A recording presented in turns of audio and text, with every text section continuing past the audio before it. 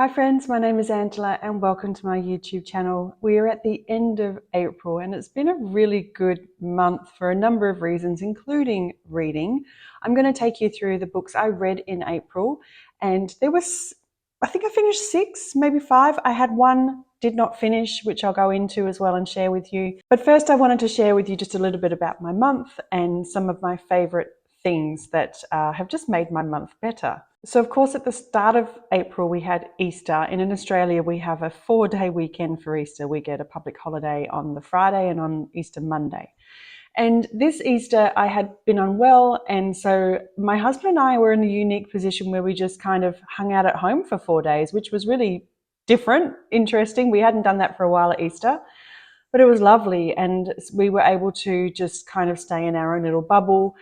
We got a lot done out in the garden, preparing the vegetable garden for the autumn planting that I'm doing for our veggie patch. And it was just really lovely to start off the month that way. And last weekend, I finally planted my garlic, some sweet peas and some shelling peas as well. So hopefully they start to sprout up soon. And last weekend was my birthday, and I had a really great birthday. It was very quiet. We're actually doing something this coming weekend for my birthday.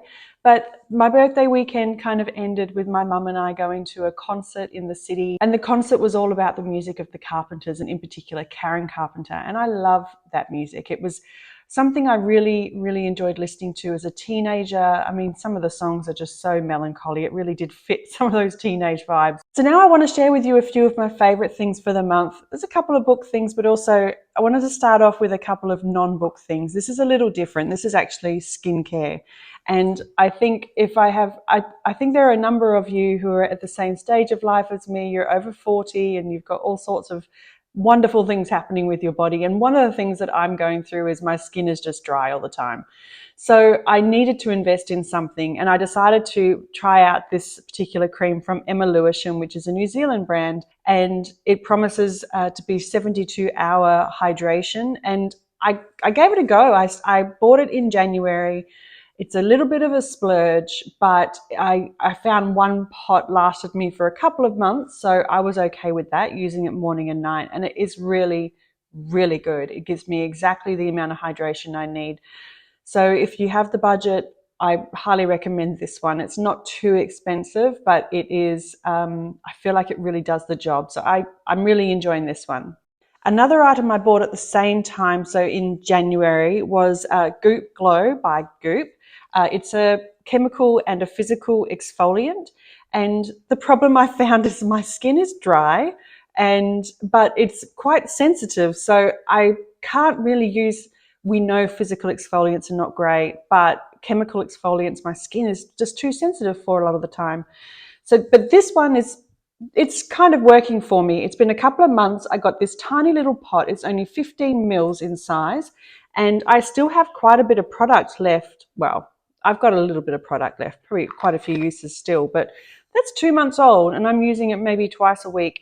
So if you have sensitive skin, but you need some exfoliation and you want to use something that's a chemical/physical exfoliant, I recommend this.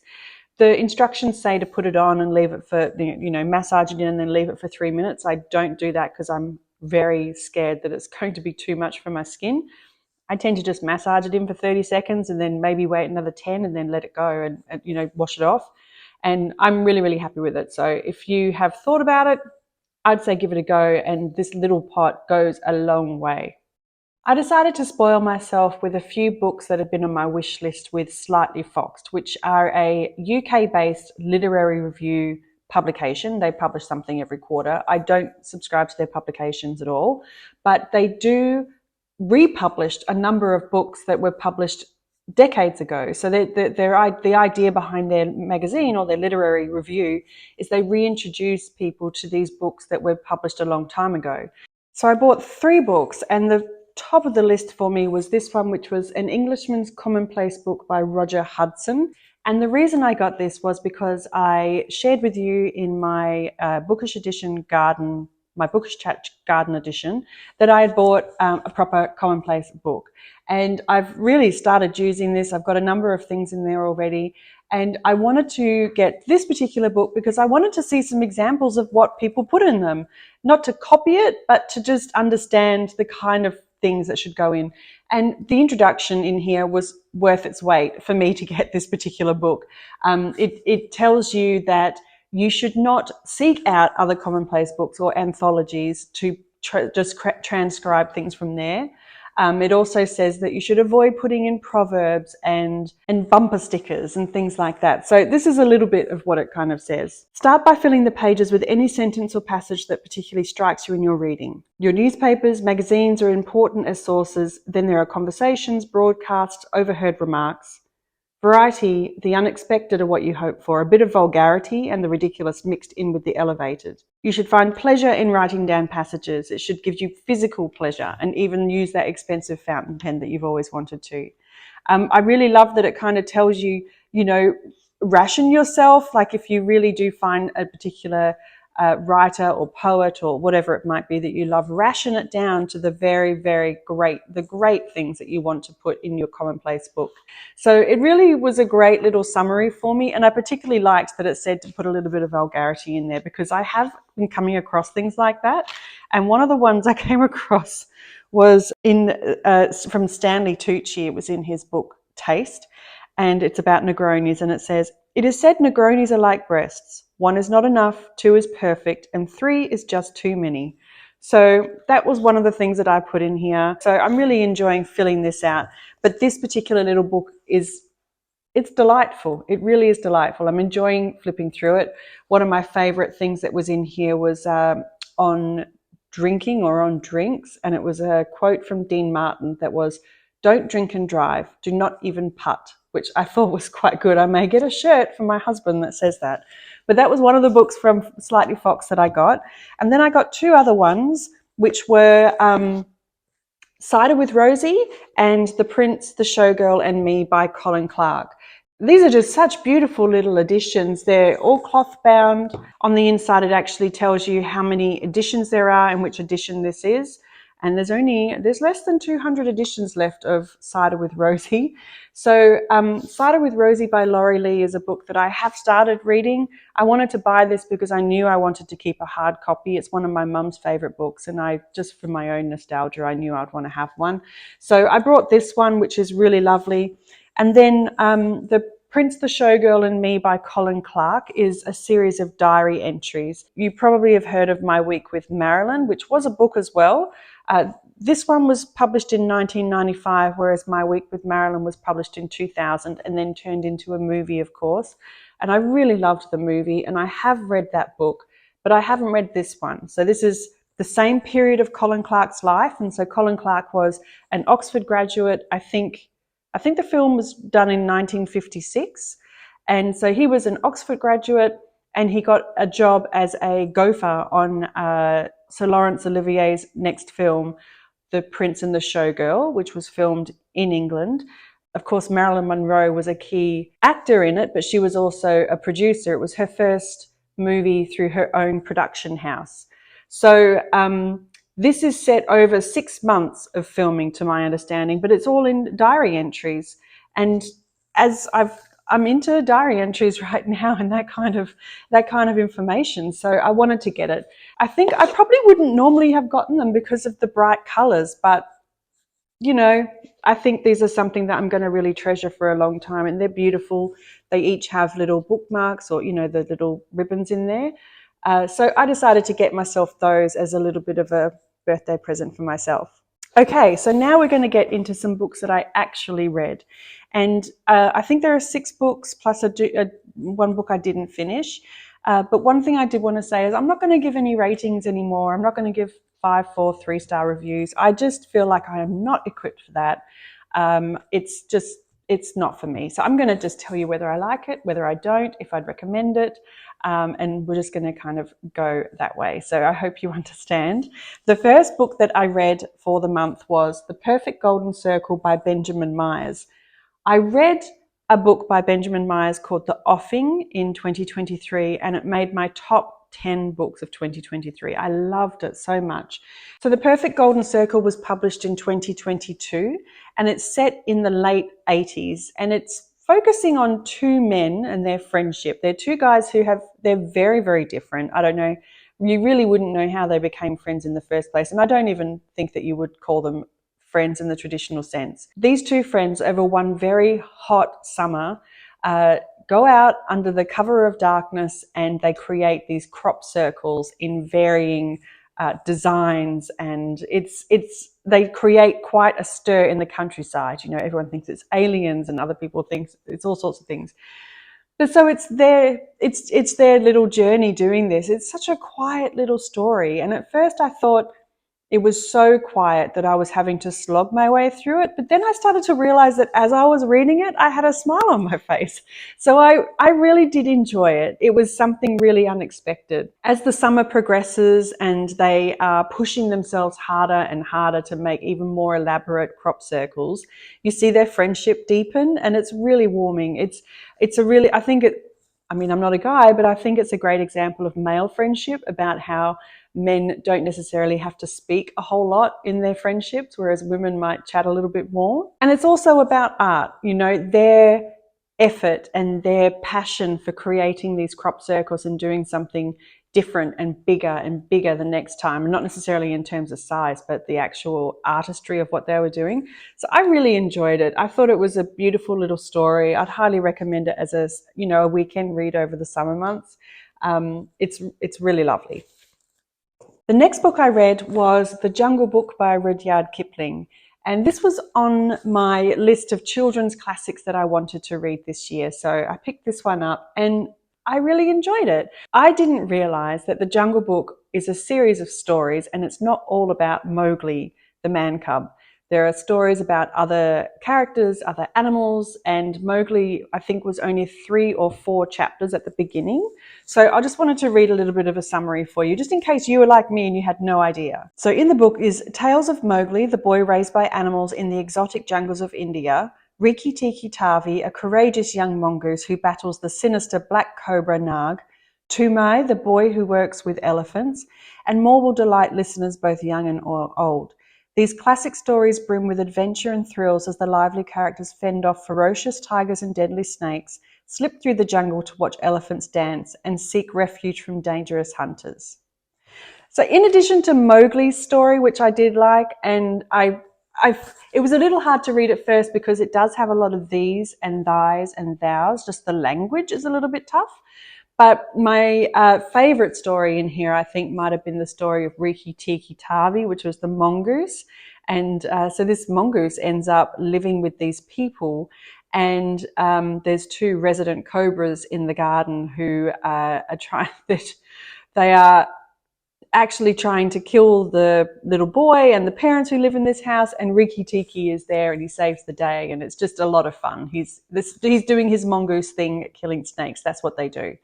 So I really enjoyed reading it. I think I will come back to it again because I think it's one of those things where the more you read it, the more you get. But I was really glad to have read it. It's such a mix of stories. There's a little bit of poetry. There are songs in here.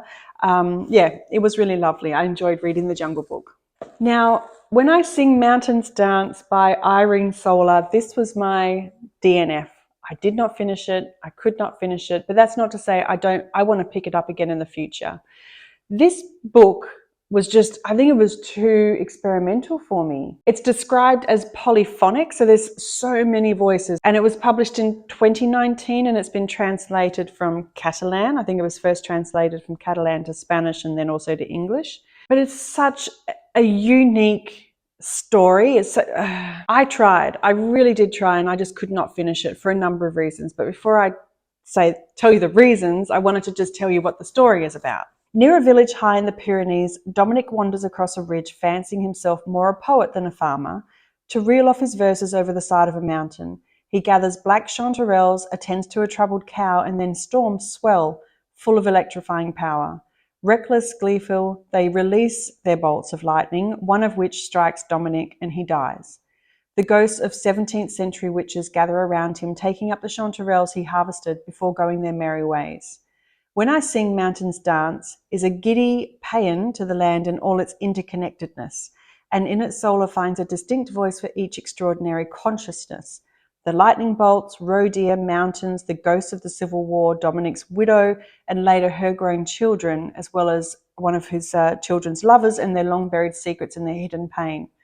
So There are so many voices in this story, and I think my issue with this book was that I could not follow who was narrating, how many people or beings were narrating, because it wasn't just people. There was clouds and deer and lightning were talking. It wasn't just people. So, and because everything was written in first person and the writing style was the same, I just found it very difficult to just kind of figure out what was going on in that moment.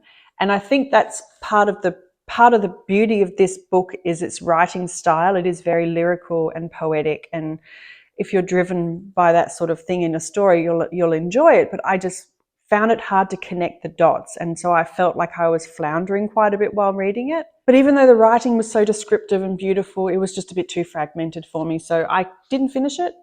I probably, there are books that I don't finish straight away and I'll put them down knowing I'll come to them soon. But this one, I don't think I'll come back to anytime soon. I'll probably, maybe try it again next year or the year after.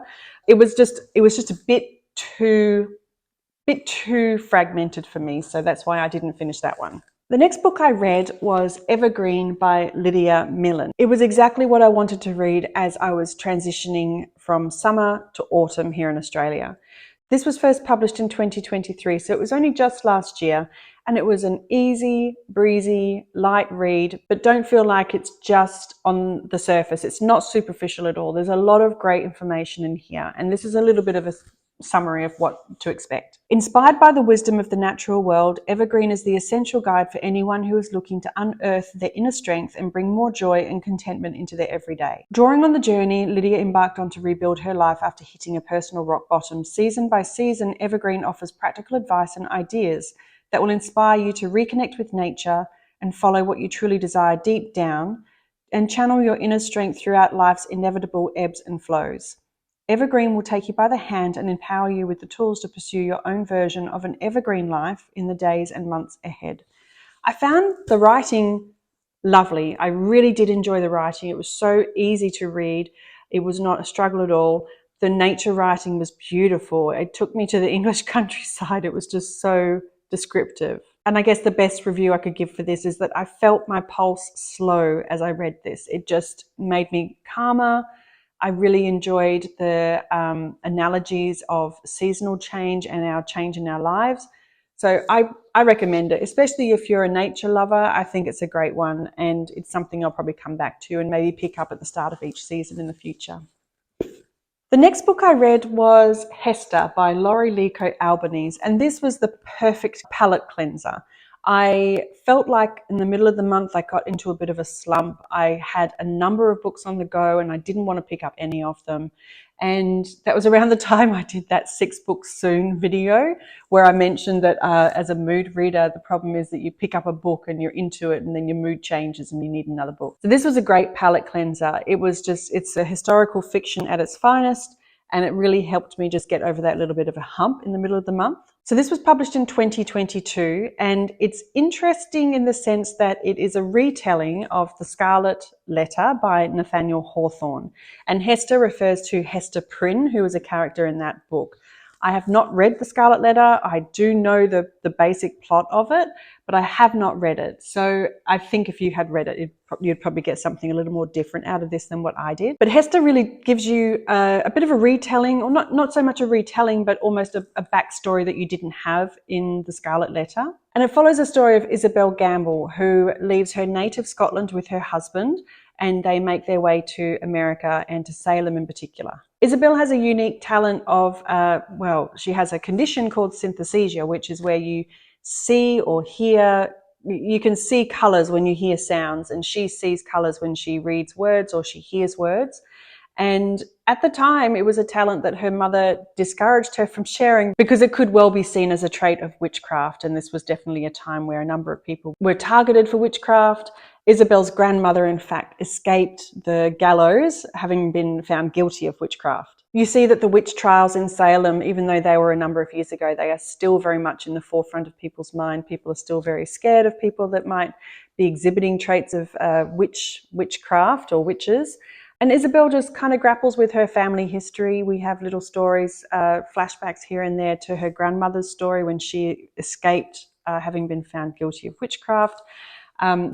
She's grappling with her own history and also her relationships with men, you know, like her husband, her father. All the while she's grounded by the needlework that she does, which a lot of people see and they believe it's enchanted. So she's probably not doing herself any favors, but I really enjoyed it. It's a great escapist read. It was easy, and I would recommend it for anyone that has a love of historical fiction, especially because it has so many elements of real things, you know, whether it was the Salem witch trials or the book The Scarlet Letter. That gives it a really interesting element. So I do recommend that one. The next book was Cooked by Michael Pollan, which is a natural history of transformation. It is quite a few years old now. I have watched the Netflix series based on this book, which is in 4 parts. This book basically takes you through a history of cooking and food, and it focuses on the 4 elements of fire, earth, water and air. I'm a big foodie, and I really wanted to read this book even though I'd seen the series. And it really is it follows Michael through his journey and the people that he meets who are so devoted to their craft, whatever it might be. Whether they are brewing beer or if they are making cheeses, I found those stories really interesting. I kind of switched between the audio and the print, and I recommend the audio. Michael narrates it himself, and he's very conversational when he's talking, so it doesn't feel like a book. It feels like you're just listening to someone have a conversation. So I do recommend the audio book if you're into that. The discussion around cooking historically was interesting, especially when you start to think about, the people that first decided to cook meat over fire, or the person who found that, if you left some flour and water sitting there for a while, it started to bubble and come alive and you would have leavened bread. The one that really was fascinating to me was the concept of, just like making cheese and how there's a particular enzyme that's required from the lining of like a calf or a young animal, and it's required for the milk to curdle. And so someone figured that out, and then they took it to the next level and realized that you could turn it into all sorts of things. And that kind of fascinates me. Who was the first person to do this or that? So I enjoyed those little stories and those analogies. If anything, it's made me want to try to do a few more things that bring us back to the root of cooking, like really connect us with our food, whether it's cooking over fire or making sourdough, which I did try a while ago. I just got a bit lazy with keeping that starter alive, or pickling, made sauerkraut a number of years ago, which was great, and I just haven't done it since. And, cooking this way is good for us nutritionally, but it also connects us with our food, which is a good thing as well. So I did enjoy reading that one. If you're a foodie, I definitely recommend it. And the next book I read, the last book I read for the month, was When Breath Becomes Air by Paul Kalanithi. This was on my haul from January, and I think this is probably what you would call a modern classic these days. It was written in 2016, and it's a memoir of Paul Kalanithi, who was a neurosurgeon, and when he was 36, he was diagnosed with terminal cancer. And this book is his journey of becoming a doctor, him first establishing whether he wanted to be a doctor, because initially he was torn between writing and medicine. So you go through that journey with him. And then as he gets to the end of his residency, he can see the light at that end of that tunnel. He's faced with this inoperable lung cancer. And then we go into the journey with him as he navigates that with his wife and his family. And then they have a daughter as well. So it's a journey, it's a ride, but it's a beautiful book. It is not a book that makes you sad. Don't avoid this because you think it will make you sad. If anything, I think it really gives you a lot of insight into how people that are faced with these realities can deal with it. And it also gives you that perspective of the patient-doctor relationship, which Paul, before his diagnosis, was quite aware of. So it follows his story as a doctor, and he starts to question what makes life meaningful and, thinking about giving his patients a quality of life, not just a life. I really appreciated reading those chapters when he was healthy and studying and learning, and he realized that there was a connection, that being a doctor wasn't just transactional. The relationship between a patient and a doctor, there is so much more that he could give to his patients, and I thought that was really interesting to read. So when he is diagnosed, he asks himself a question, which was, even if I'm dying, until I actually die, I am still living. So you've been given this sentence, but you're not dead yet. So you still have something to do with your life. And there was just so much pragmatism from him and from his wife. And it was a horrible time, no doubt, but there was just such grace and integrity that they went through this with. And I really did enjoy reading that aspect of it, that even though I'm sure he had moments of breaking down and grappling with that reality, it gave me an insight into what someone might go through in these circumstances. And I personally have a journey with cancer, a couple of journeys, and I thought it was going to be hard to read. So if you have any experience with terminal illness or illness, don't avoid this because of that. I think you come out of it with a lot of hope and a lot of respect for Paul himself and for writing this book. And I think it was his wife said something like, even though Paul's life was tragic, it was not a tragedy. And I think that was a really great summary of that. The last chapter was an epilogue written by his wife. And the minute I opened the page and saw that it was written by her, you know that he's no longer there. And it just kind of, it was interesting because you had gone through this journey with him so far. And I really liked Paul. I enjoyed listening to his thoughts and his processing. And he was such a fan of literature.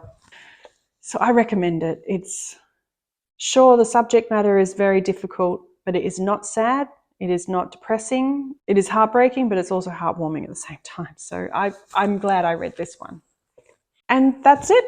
That's what I read for the month of April. That was a pretty good month. You know, like it was a lot of books, it was a lot of books. I don't know how I did it because I felt like I wasn't reading for most of the month. I went through this real big slump. But anyway, thank you so much for joining me. I would love to hear what was your best read for the month. I think if I had to think about it, I think my favorite book for the month would probably be Hester or When Breath Becomes Air. I think out of those two. It's really tricky because the last books I read are the ones that are most in my mind, and that was When Breath Becomes Air. But I think if I had to think about which ones really just gripped me for the time I read it, it would be a mix between Hester and When Breath Becomes Air. So let me know what you thought. I hope you had a lovely month and I hope you have a great weekend ahead. Thanks for joining me. I'll talk to you soon. Bye.